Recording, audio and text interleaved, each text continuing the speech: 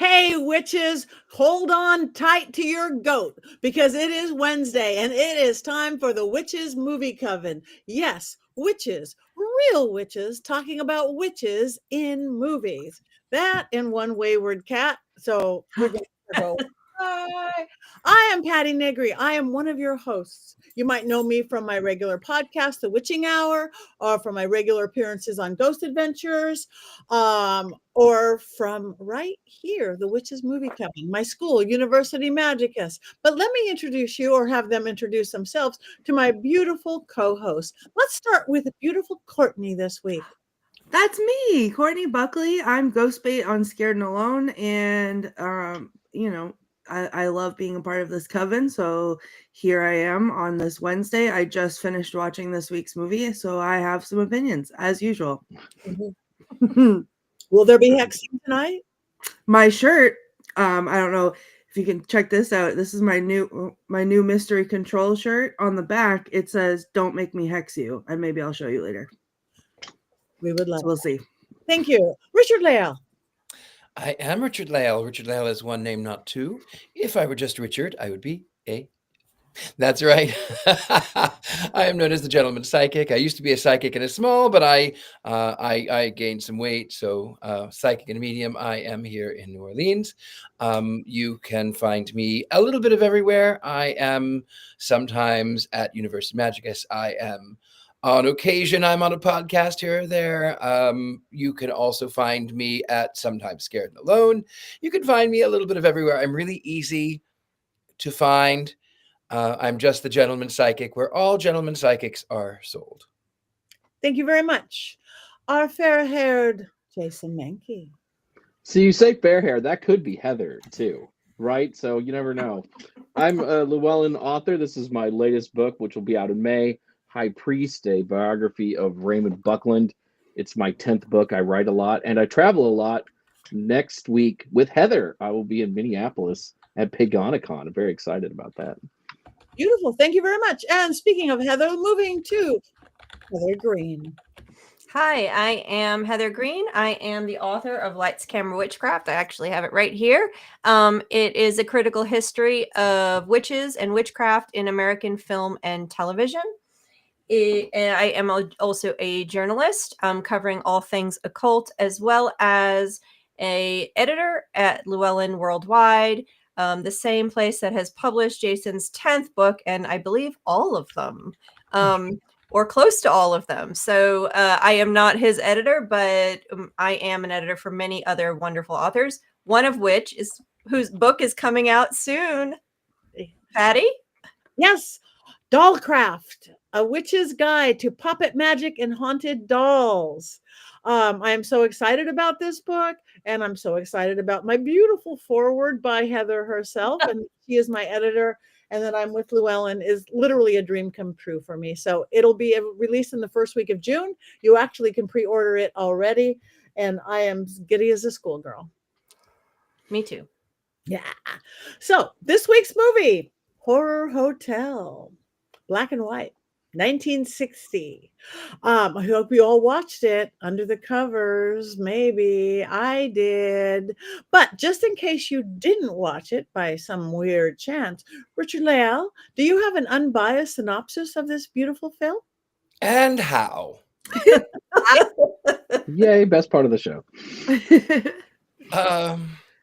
Once upon a time, in faraway England, where the film was actually made, but pretending to be in outside of Salem somewhere in 1692, was a witch that, of course, according to history, all witches were burned outside of Salem. They were never burned inside of Salem. They were always burned outside of Salem, because that's just the way that it is, right? So this satanic witch, she is accursed, and she has made a pact with the devil himself. And then, of course, in her dying breath, like every witch film, she curses the town and she praises Satan, like one does. And of course, she's burned at the stake. And then fast forward to 1960, modern day 1960 New England, and not in any way a studio in England in any way. Definitely New England.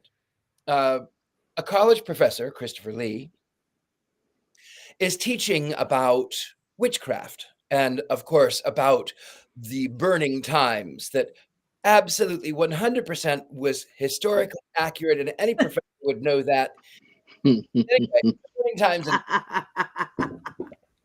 and there is one of his pupils is incredibly fascinated by the entire concept of witchcraft, and in a way that is not sinister or creepy at all. The professor encourages this obviously, clearly 18-year-old girl who is not in any way 35, convinces her to go to this little town outside of Salem, where she is to stay at this hotel, and just to mention the name. So she goes to this hotel, and along the way in this little town, she finds that it looks like any little town, excepting for any little town that had a fog machine, for instance, that was running from every corner, every street corner, every belfry, every window was a fog machine. Lots and lots of fog. And then she sees an abandoned church. She goes to the inn, and wouldn't you know it, we have no room in the inn for little baby Jesus. And she says, oh yeah, well, my professor thinks otherwise. And of course, the innkeep has every right. She says, oh, well, we do have room. And of course, the hotel is completely empty, excepting the fact that it's not. The other guests are never around during these hours. And of course, she goes into the room. She is in her obligatory underwear because it's a horror film. She gets dressed. She exits. She finds the old church. She wants to go explore the old church and is met by an old man who's the minister who's blind. And he has warned her. He opens the door and he says, "Get out!" which is exactly every reaction I wish I would have had when I was growing up going to church. I wish that would have just happened. It didn't, and I was Pentecostal. I digress. So she is a little bit, dare I say, paranoid as to what might be. And she wanders into an occult bookshop. They don't have a gas station.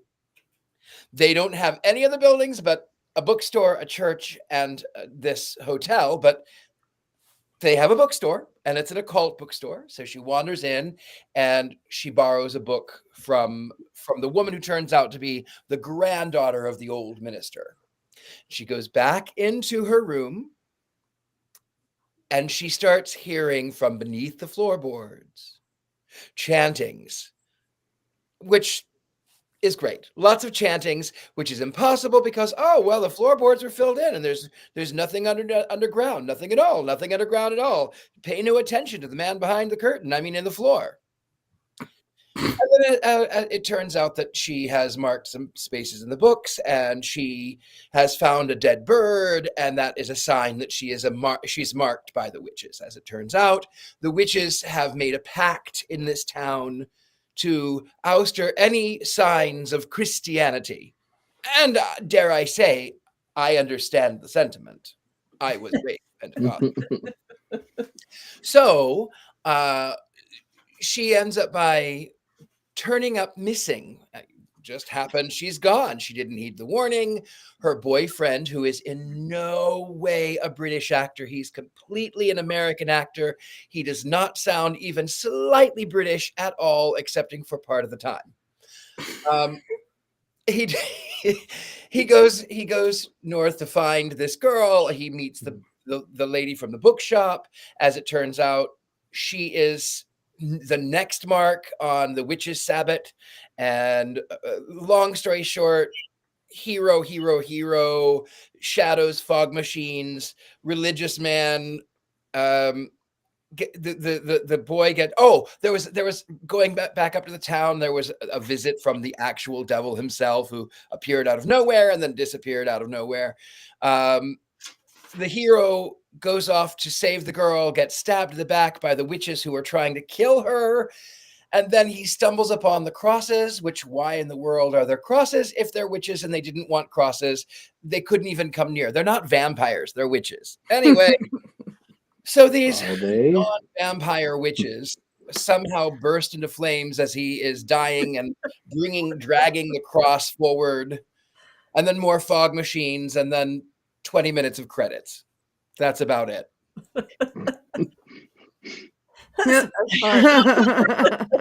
Thank you. Thank you so much, Richard-Lael. I have a much clearer understanding than I did 2 days ago when I watched the movie. But just in case, there might be a little bit more information that you missed just a little bit. Heather, our beautiful academic type of book on this. Do you have 5 things we do need to know about Horror Hotel? Yeah, there's some fun things about this little movie. First, it is a British movie. It's not an American movie. And I was very disappointed when I was doing my research because I watched it before I realized it was British years ago. And I was like, darn, I really want to talk about it. But it is a British movie about a small New England town, which if you've listened to me enough, Courtney's already rolling her eyes. We know that is one of Hollywood and British filmmakers' favorite place to set a movie about witchcraft. If a movie is set in a small New England town, there's a good chance there's going to be witchcraft. And here we have it. So this movie was made in the late 50s, released in England, in the UK in 1960. Under the name The City of the Dead. So that was the English name. It got really bad reviews. It got released in the US as Horror Hotel. A little bit more of marketing decided to change the name. That happens frequently. That's not unusual. It was directed by John Llewellyn Mankey, and this is his first big film, if you could call it a big film. And then he went on to direct a ton of, and I have a list of, it's fun, a ton of TV episodes that you guys will all, especially people who are of a certain age, including Magnum PI, Murder, She Wrote, Matlock, Scarecrow and Mrs. King, Charlie's Angels, Kung Fu, Shaft, Mission Impossible, Hawaii Five-0. So he was really big in the TV directing scene for a long time in the 70s and 80s. So that is the basis of it, all of the good stuff. Now, this movie was actually originally created was going to be a series in Boris Karloff series of TV shows called Thrillers. So thrillers were released 1960 to 1962, 3, and it was sort of like Twilight Zone. It was around the same time. Popular shows like Twilight Zone, Outer Limits, these were shows that were happening. There was another one I can't think of the name of right now. It was similar, paranormal-esque, spooky TV type shows about weird things were really becoming popular at this time. And so this was one of them. Boris Karloff did this particular, Thrillers, and this was originally going to be written for one of those episodes. The Thrillers, interestingly enough, and maybe we'll do this as a series, it kind of would be fun, had 4 really interesting witchy TV shows that I looked at. One is called The Weird Tailor, A Wig for Miss Devore, La Strega, God Grant That She Lies Still. A lot of these have to do with similar things where you have a witch coming back from the dead or something. A witch coming back. Ah, he got you this time. That's been 2 weeks at least of him trying. Richard-Lael, we're going to have words after. Someone's going to be hexed. And I don't hex people on this show, so be ready. Anyway, so there's Boris Karloff, his famous role. So anyway, he did this show, and there's a lot of witchy stuff. Not all of these type of shows had witchy stuff. The Thrillers did. And so this eventually, the script they wrote was too long, and they turned it into the movie that we know today, City of the Dead. So the timing of this, as I said, is kind of interesting. This is number 3, early 1960s. So in the UK, similar to the US, but not quite. But I have to speak about the US because that's my area, is that by the late 1950s, Hollywood started to break down the code. So you started to see a little bit more you start to see horror move closer to what we know it to be, the satanic witchcraft stuff. Prior to this, there was very little. The very first film that really put Satan in a witchcraft film is a Roger Corman film, which is 1959.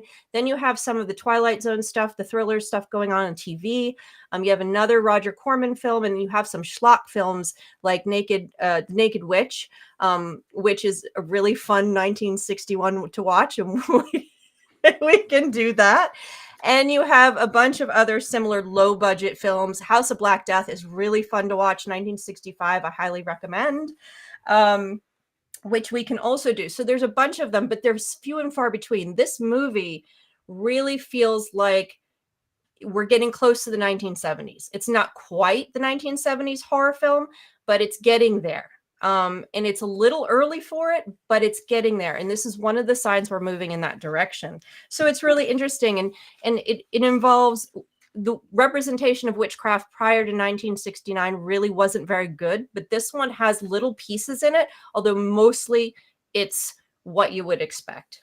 More like what you get out of the 70s films, with a little bit of maybe something recognizable, but really not.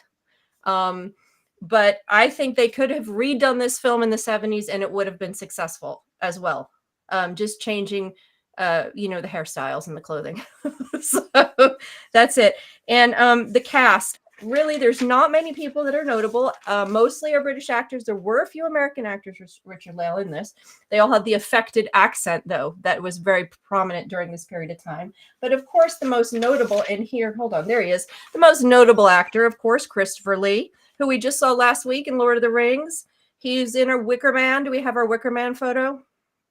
Of course, yes. Lord of the Rings, Sleepy Hollow, Dark Shadows, of course, Dracula. There he is, Dracula. He is Count Dooku in Star Wars, and of course, he's in a host of other films. I think we said a couple others when we were off that we can't list them all. Oh, Return from Witch Mountain, one of my favorites as a kid. So there's a ton. I mean, this man has done it all, right? Then there's the other actors really aren't ones that are terribly notable. They have a few credits to their name. One that might be interesting would be Anne Beach. She played Lottie. She was the mute assistant that eventually gets killed. She was in Hotel Paradiso. She was the mom in Notting Hill. She was also a character in James and the Giant Peach. So she had a few credits there that were notable.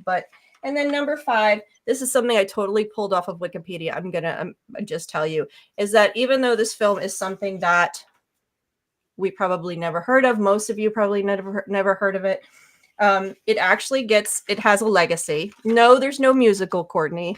Horror Hotel, the musical, sorry. But it is in music. And I have a list. And I actually did check the Wikipedia out before I would report back to you guys, of course. But it's been mentioned in a number of musicals because music in lyrics and stuff. And it is not surprising because during the 70s and 80s, there's this notion that the occult saved rock and roll. There's actually a book, or saved music. There is a book actually by that name. And that the occult was used by a lot of bands, occult imagery and stuff. So you have, for example, Iron Maiden uses a clip from the movie in their Bring Your Daughter to the Slaughter.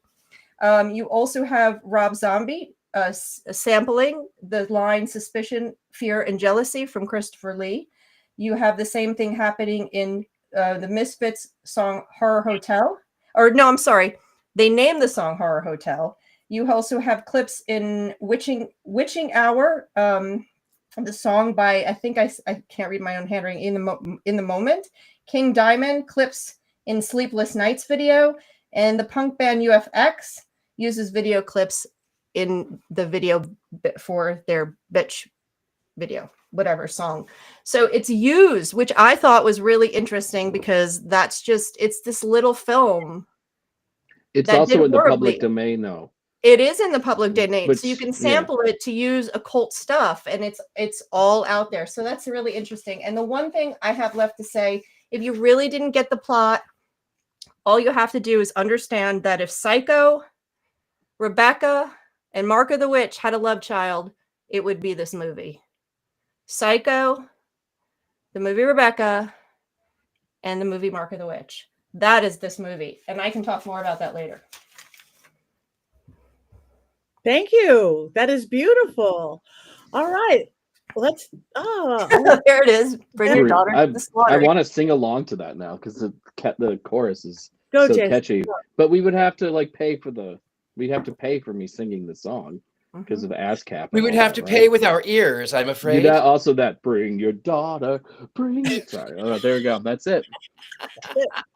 I did want to say like one historical thing. So if you watch the movie, they sacrifice the girl on Candlemas, which is really a Catholic holiday on February 2nd, more than it is a pagan holiday. But if you read witch literature from the early 20th century, Margaret Murray, for example, says that Candlemas was one of the witch holidays.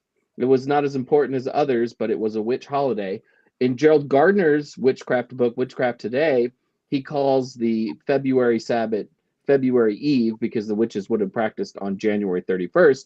But in his second book, The Meaning of Witchcraft, which came out in 1958, he calls the Sabbath Candlemas, which leads me to believe they might have done a tad bit of research on witchcraft when they put this movie together.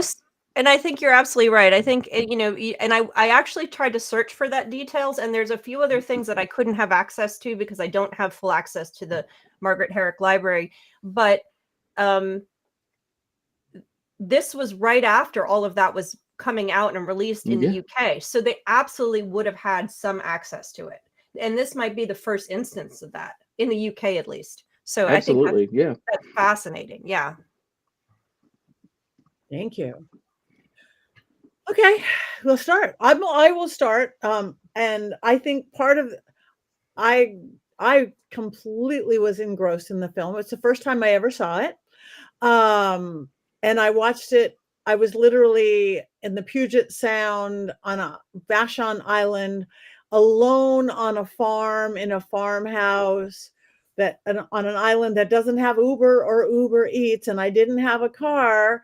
And this was the kind of the perfect movie to watch because I'm alone. So, once I got past the finest use of fog machines I have ever seen, it's like my husband comes from Fresno. They are known for their two-leaf fog. They don't have this much fog, and they are known from blinding fog. But I thought for 1960, they did pretty damn good with it. So I totally got engrossed in it. That's how I'm watching it, as a movie, not as a witch, not as anything else. And I totally was there. I got scared at all the right moments. I felt for that little girl being alone, the little 18-year-old, 36-year-old.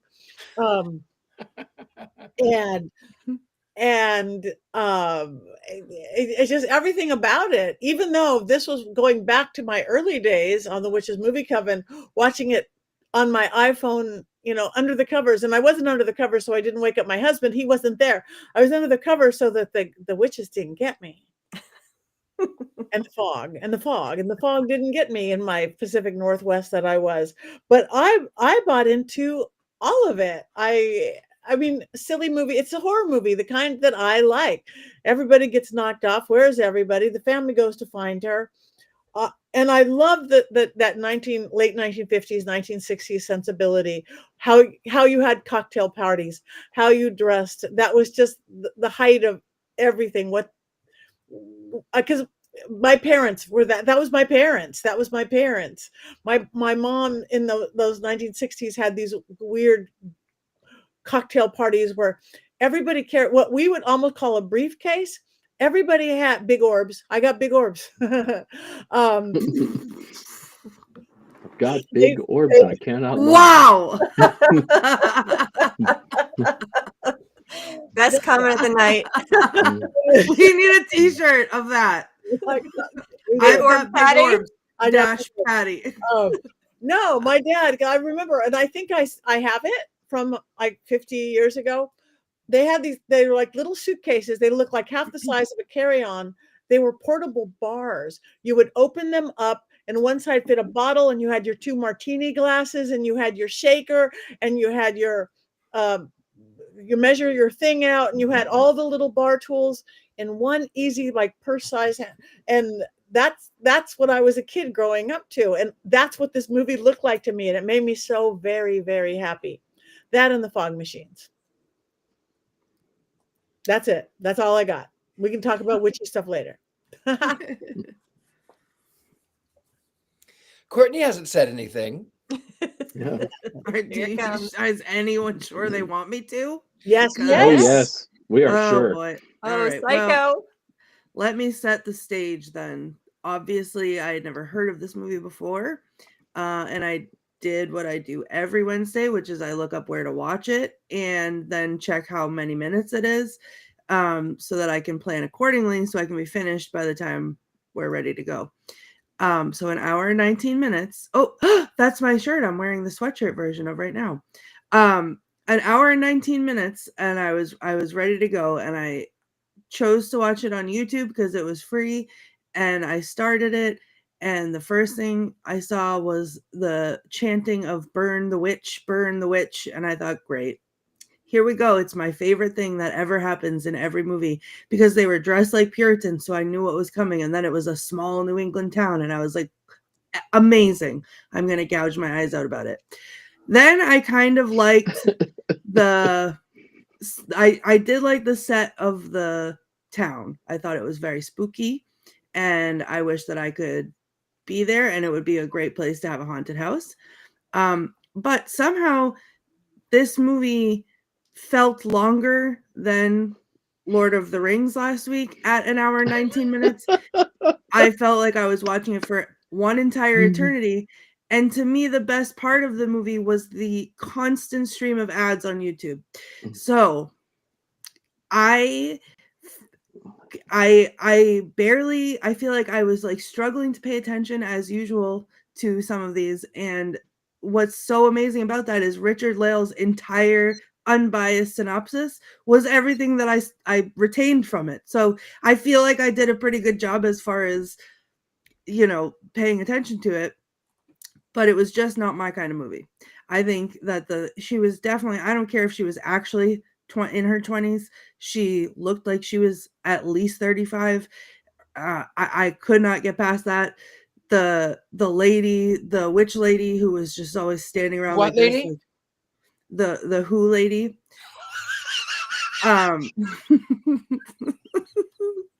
Who was standing around so seriously, like very stern all the time. And then the best part, when they were like, get in the shadow of the cross, and then he's like clinging onto the giant crucifix and dragging it around the cemetery, that one, and then they all started lighting on fire. It was awesome. What, like, first of all, at that point I was looking directly at the television because I was a little excited about that. But I said in the comments too, it's like, these, if they were vampires, which they could have very well been because they behaved like them in some ways, they were more accurate movie vampires than Twilight. So we have to give the movie that. So yeah, that's it. That's my take on it. It was somehow longer than Lord of the Rings. I watched it on YouTube, and I didn't have any commercials. And I see Mickey right there too. Watched it on YouTube. Not many ads. I watched it on YouTube without commercials at all. I watched it on every 6 minutes. I actually was timing the commercial, sometimes as quick as 5 minutes, and I got a commercial in the first 2 minutes of the movie starting. And with 2 minutes left in the film, I got another commercial. And they're never synced up to a place. No, in the middle of sentences. For a commercial. Yeah. Well, that's why I pay for Prime, even though it's silly. I don't like commercials, and it is worth it for me to pay to never have a commercial. I normally do, but I had a hunch about this movie, as Taya sort of alluded to in the comments, because I talked to her about this earlier. But I had a hunch, and I didn't want to be upset that I'd spent $3 on it. So I decided to suffer through the ads, and I had seen Jason's text about how many ads are in the movie, and I thought, whatever. But it gave my ADHD a break, which I think actually helped in the long run, because I feel like I retained more because there was a natural break every 3 minutes. So it was a lot. yeah. Maybe if you would have watched it though without the ads, maybe you would have enjoyed it a little bit more. Burn the Witch in a small town in New England. There was no hope for me for this. The only time that I've ever enjoyed that was Love at Stake, because it was ridiculous. I will say that I actually love the idea of Burn Witch. I mean, the only time I'll ever have a smoking hot body is if I am a burning witch. I would like to address Mary Jane King in the comments, who says, Courtney, you haven't seen enough 1960s movies. I beg to differ. I feel like I've seen more than enough at this point. It's just not it's not my generation of movies. I think some of the classic movies we've watched have been the best things we've watched on this show. The one about the Witch in Love and Damn Yankees, those were like both great movies. And I'm like Courtney, I'm usually really skeptical of old movies, but Heather picks great old movies for us to watch sometimes. I didn't think this was one. Yes. Go, Jason. There was a director's cut that a lot of people didn't know about. I actually watched the director's cut. And what you don't know is that once they are doing their ceremony, they actually gather around a 5-point star, I beg your pardon, like a pentagram, and then they call upon the spirit of a serial killer and they put it into a Christmas tree. So you mean a 6-point star? Or what? Oh, was it? Oh, yeah. This one was this. Because when you said a 6-point star, oops, I mean a 5-point star. I went a 6-point star, like the Killing Tree, in my head.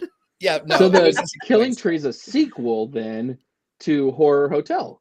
All right, I'll reevaluate. I'll reevaluate my opinion then, now that I know that.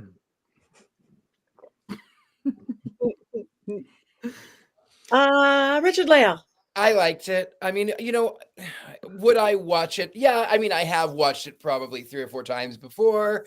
I never retain anything from it. It's just I enjoy the fog machines. I wish I had a fog machine here. I would look like I was a hippie in a VW van if I had those fog machines. And I would be incredibly happy about it. Also, even though the satanic witches are the bad guys, I kind of liked the satanic witches. And of course, the innkeeper was devious and brilliant. And also the professor, who was Christopher Lee. Mm-hmm. There was a time where he's wearing what looks like a brocade tablecloth with little clips on it. And I thought, you know what? You are a fabulous queen. I wish that I had a tablecloth that looked like that I could wear with little clips on my little bosoms. I think that would be great.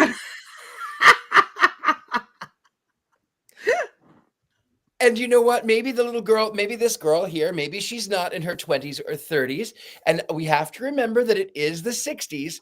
And in those days, everyone looked older then. It's partially because of hair and makeup. That's very true. Yes. Especially in the movies. Yes. Especially in the movies. So you look at high school photos of people and they look 30. I look at my parents' high school photos and they look 30. But she wasn't just in her underwear. She was a full-on corset, garter belt, garter. She looked like a Playboy spread. She looked great.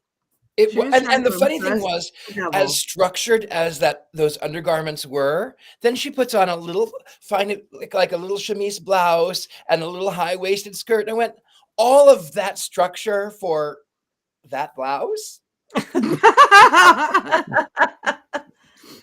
She was trying to appease the devil in the privacy of her hotel room, not in the public eye. Well, the devil is gay, so it didn't work.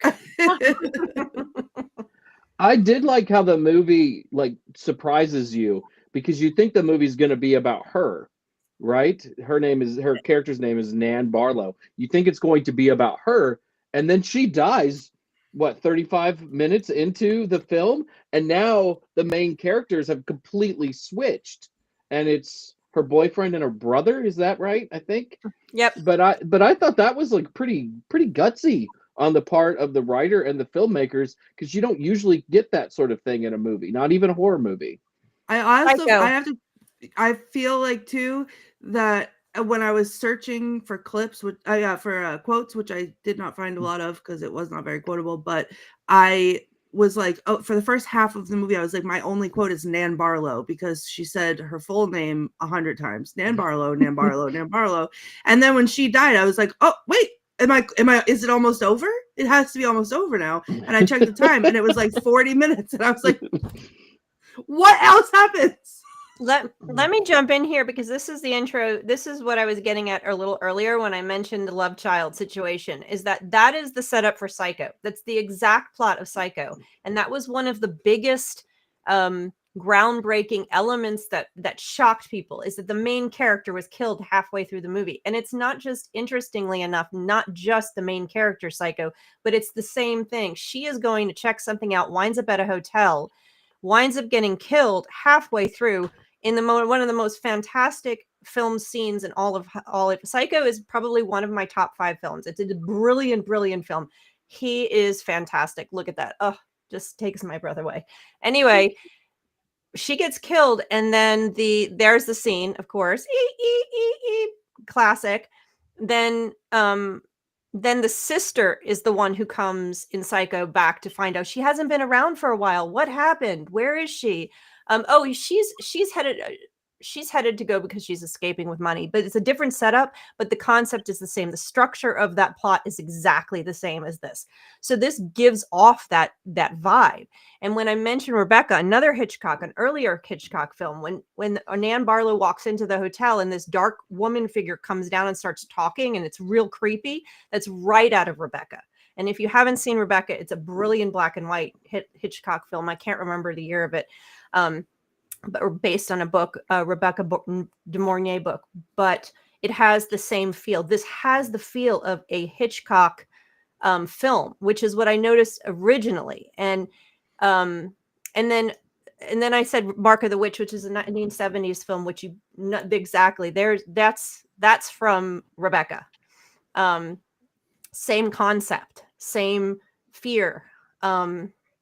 Similar characters. And then if you add in the Mark of the Witch with a little dose of the Mark of the Witch, which is a 1971 film, horror film, where the girl is studying and interested in witchcraft, has a professor, and then winds up conjuring a witch from an old New England town 300 years ago. And she gets, the whole concept of the professor, the young student, and then this scary witch woman. So you have a little dose of that 1970s stuff coming in. So the 3 of them make up this movie. And I remember when I first saw it, I was like, this feels like Hitchcock. It has this feel to it. And Hitchcock movies move very slowly. They're brilliant. Absolutely brilliant. And I could watch them forever. I could watch Psycho over and over again. They move slowly. The movies at this period of time, just technically speaking, the shot sequences, there's fewer shots. The shots are longer. The action moves slower. Our eyes and our brains are used to current films, which have a ton of shots that move faster, and the shots go faster, and the timing is totally different. It moves slower then. And so you have to get used to that. But this felt like a Hitchcock film. I was thrilled when I watched it the first time. Very surprised. Loved it. As I wish I had a clearer copy of it to watch, cleaner visuals, but I loved it and I enjoyed it again. And I disagree with Jason. I think this is a great example of 1960s British horror, early horror, and I thought it was super fun, and I really want a giant cross that shoots flames at people. Yes. So I've got a question about the Psycho comparisons. Yeah. Psycho comes out in June of 1960. This comes out in September of 1960. The book Psycho comes out in 1959. Is it a coincidence that they both have a similar structure, or were they influenced by what else was going on at the time? That's a really good question. I don't know the answer to, because was there someone sharing information? Because that is Psycho's, one of the things that makes Psycho so unique. So I'd have to look at the timing of it. Is it possible that the script for Psycho was written and then someone got a hold of it and then wrote this script? I don't know. Now I'm sorry, didn't mean to interrupt. Go No, on. I'm just going to say is this was also written as a TV show. So it was written shorter. So it might be coincidence because it might have been half. So I'm not sure the answer to that question. Yeah. I It's have a just, it is theory an on it. interesting coincidence. Sorry, Richard. Yeah. I have a theory as to why it is I think it is a coincidence. Oftentimes, if you look in, Heather, your entire book is about during this decade, we have this. During this decade, we start seeing these things. During this decade, we start seeing this other thing. Not to bring it back to my favorite show, but the Addams Family comes out in 1964. The Munsters come out in 1964. On the surface, it's a weird family and they live in a house and they're dark and spooky, even though they're really completely different. Mm-hmm. We have Bewitched. We have I Dream of Jeannie. We have Star Trek, and we have Doctor Who. Like sometimes it's just mass consciousness and things just sort of, and also motels and hotels were really scary. They especially the ones, they still are when you're in out of town places, like out of the way places. So maybe there is something to the fact that if you go to a motel or a hotel in the middle of nowhere, you might be dead. You might end up dead if you're a pretty girl. The other big thing though that this one does is it's killing the main character off. They're just killing a main character off. She wasn't famous. So even if they had gone first, it wouldn't been a big deal. But in the other one, they're killing Janet Leigh off, which is a major deal. Killing not only the main character, but killing off an actress that everyone knows. So the timing of it will be very interesting. And like Richard-Lael says, it may be coincidence, in terms of the hotel stuff. Yeah, all of that.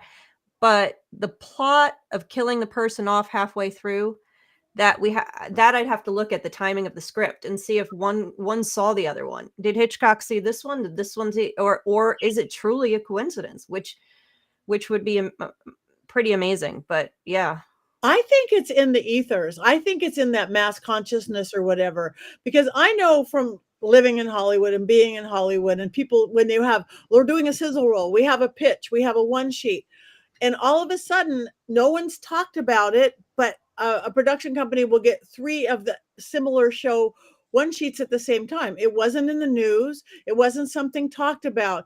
I believe it's literally pulled out of the ether. So in the ethers were these bad, incorrectly New England witches. I see it constantly with television, with YouTubers, with things that never make it to air because there's 12 submitted all at the same time, and nobody talked to anybody on those. There was not a book to read from.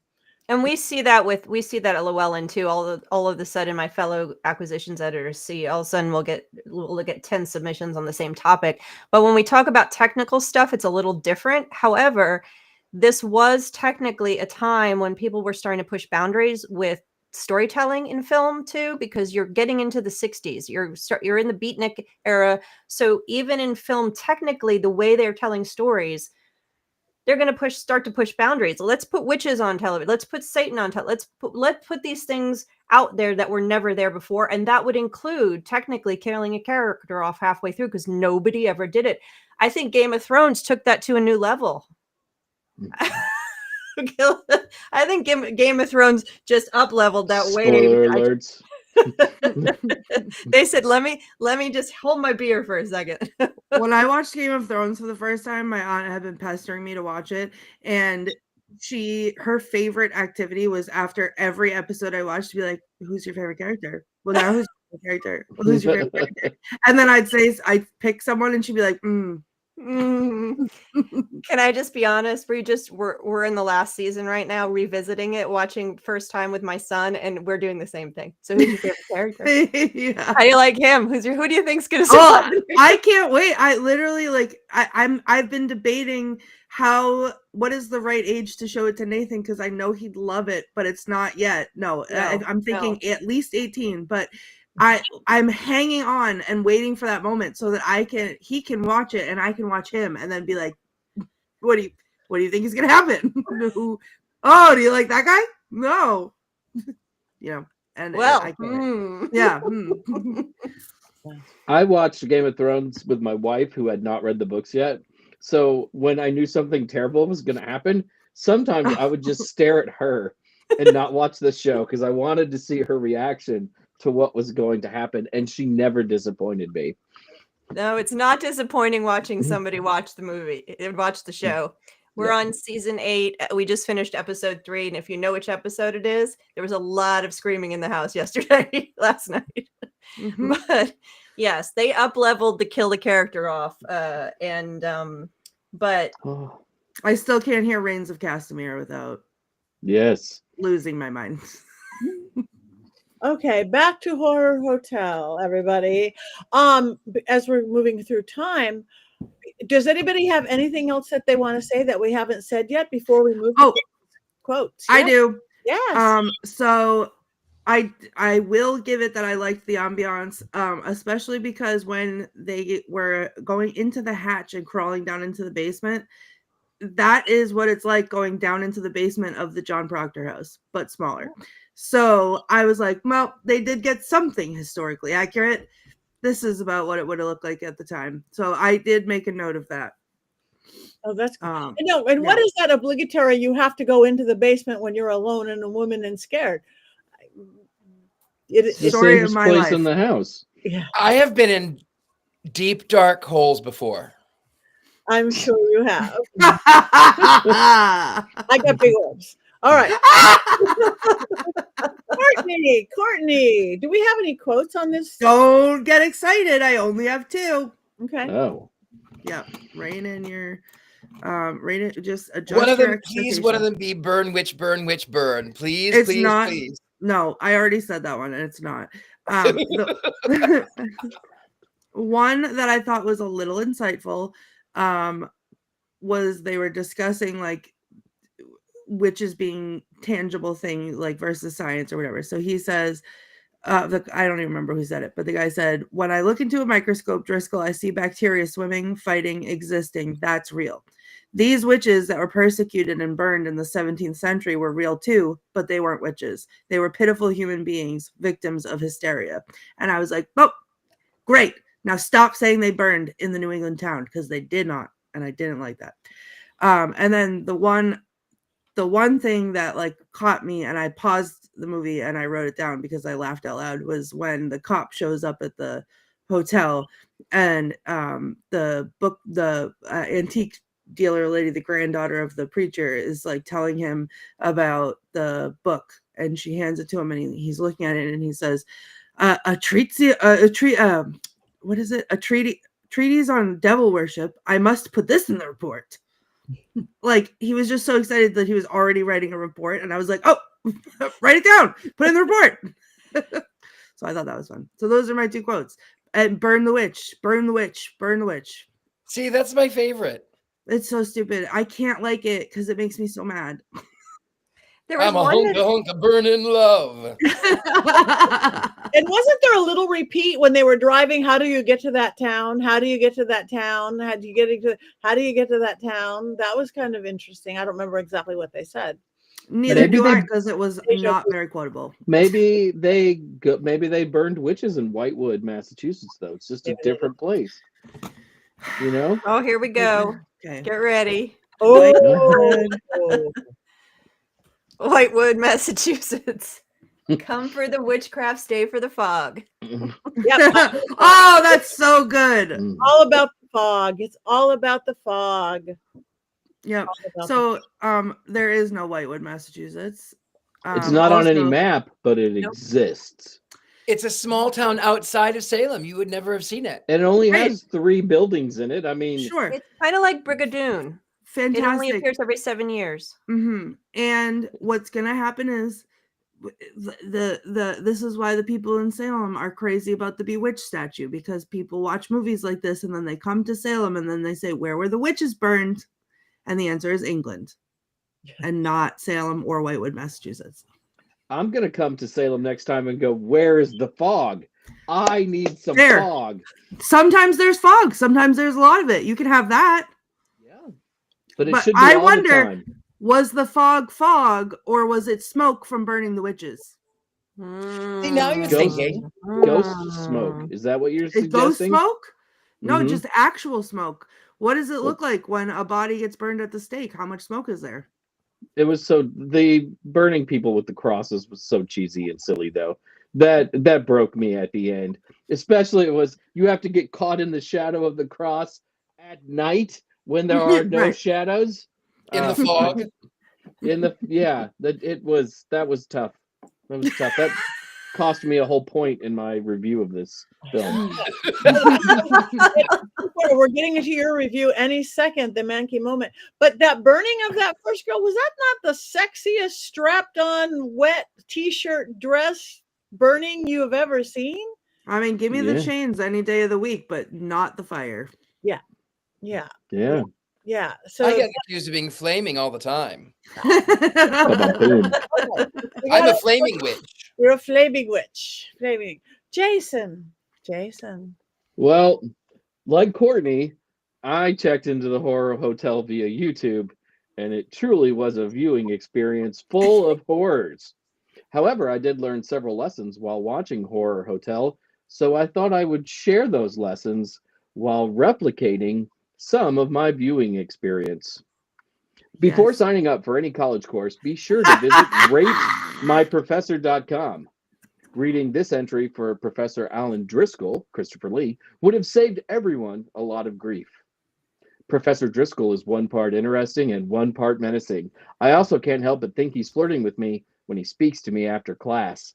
Also, it seems as if at least one student from Professor Driscoll's class goes missing every year during spring break. Perhaps the requirements of his term paper. Are you man enough for the new Dodge Ram? This is a truck for manly men who like to do manly things, like drive around the desert and run over cactuses. Skip! Are you worried about the weather on your upcoming trip to Massachusetts? Well, don't be. I have it on good authority that Massachusetts weather near Candlemas, February 2nd, is like a perfect fall day. There's no snow to worry about, no single-digit temps. You'll love it.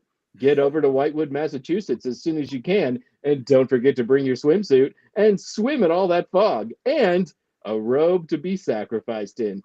Having trouble with the big moment? Unsure you'll be ready when she finally says, now is the time? Never worry again when you enter the Bone Zone from Online Medical. Skip! Driving alone late at night on the back roads in the fog? If you are, maybe you shouldn't pick up hitchhikers. I'm pretty sure that's how a whole lot of ghost stories start. Sometimes you should just call it a day and head back to school. Turn right around. Tired of having money to do the things you want to do? Well, you don't have to have that money anymore. Instead, you can waste it all and end up in bankruptcy court at bet.com. Bet all your money on who will win the big game or how fast your pill from Bone Zone will work. If you can think of it, you can bet on it. Skip! Visiting Whitewood, Massachusetts? Here's a tip. Don't go shopping there in the dark, late at night, in the fog. Besides, there are only 3-4 buildings in all of Whitewood to begin with. Exploring can probably wait until tomorrow. My suggestion would be just to stay in your hotel room and keep to yourself. Late night dancing? I don't think so. Let's stay safe, especially on the grim dark night of Candlemas, that legendarily lethal night when the Catholic Church replaces old candles. Visit an old and abandoned. I'm about to cash this check for $50,000 for an accident I was involved in over 5 months ago. The same accident that the insurance company told me they would pay me nothing for because it was self-inflicted. If I hadn't upset Courtney Buckley, there would have been no hex. But now I've taken Courtney to the cleaners because I had to watch an ad every 5 minutes on YouTube to finish up this movie. That was the best one yet. and it was exactly what it was like. Mm-hmm. It was so accurate.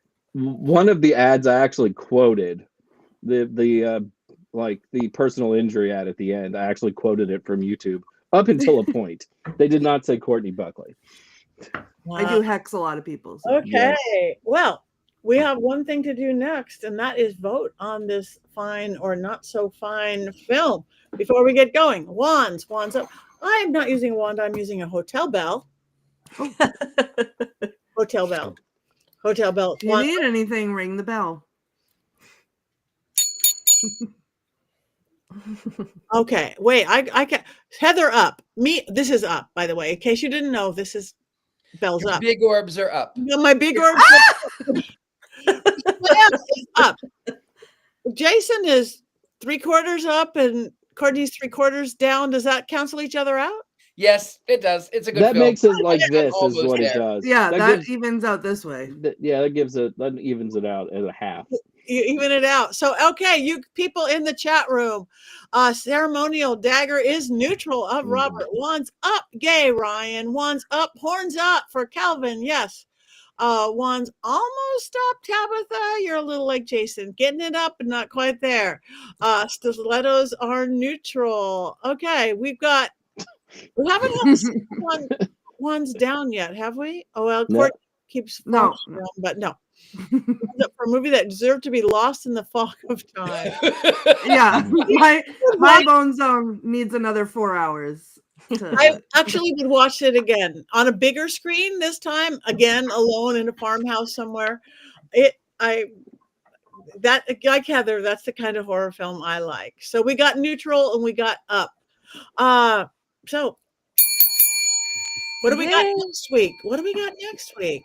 We got Snow White and the Seven Dwarfs, 1937, going back further in time because the new Snow White is coming out. So we're going to talk about the old one, the original. There is no new Snow White coming out. I refuse to believe that.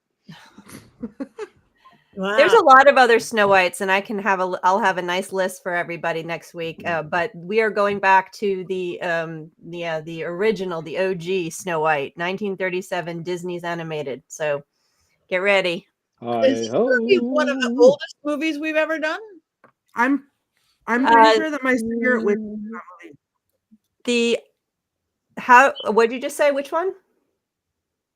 I said I'm pretty sure that my spirit witch is in that movie. I think it's when she's the little old lady and she's coming out the hatch. That gift. That's me at all times. This is going to be the oldest movie that we've watched. Actually, the I Married a Witch was 1942. That would probably be the next one. Yeah. Okay, so stepping back in time. So we got a couple minutes left. I know we heard a little bit of where Jason and Heather's going to be. Does anybody want to say where they can go find you guys at if they want to go there? What is it you are going to be at? We are going to be at Paganicon, just right outside of Minneapolis, Minnesota. It is one of America's biggest pagan festivals. Last year, there were over 1,000 attendees. And in addition to me and Heather, or Heather and I, there are probably like 24 pretty well-known pagan author types there. So it's a really big festival. It's a really well-done festival. And it's really fun. And it'll be above freezing next week in Minneapolis. Yay, that is good. And what are you doing your workshop on, Heather?